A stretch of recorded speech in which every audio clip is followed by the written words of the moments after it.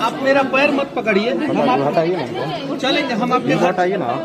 हम आपके घर चलेंगे, जाएंगे आपके घर जाएंगे। हम चलेंगे, हम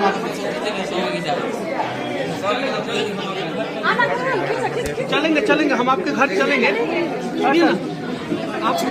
दोस्तों आखिर ये महिला मनीष कश्यप की पाँव क्यों पकड़कर रो रही है, आप लोग हम सारा वीडियो में क्लियर बताएंगे आखिर हुआ क्या है कि मनीष कश्यप को पाँव पकड़ने पर मजबूर हो गई महिला। जी हाँ दोस्तों, आप लोग सही सुने हैं कि इस महिला ने मनीष कश्यप की पाँव पकड़कर रो रही है, और भी सिर्फ अपने गांव में बुलाने के लिए।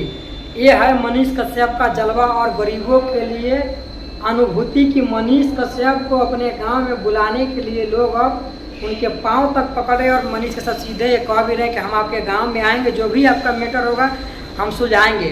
तो दोस्तों आखिर मनीष कश्यप को इस बार टिकट मिलना चाहिए, क्योंकि पूरे बिहार, ये हम नहीं मनीष कश्यप भी कह रहे हैं कि पूरा बिहार हमारे साथ है।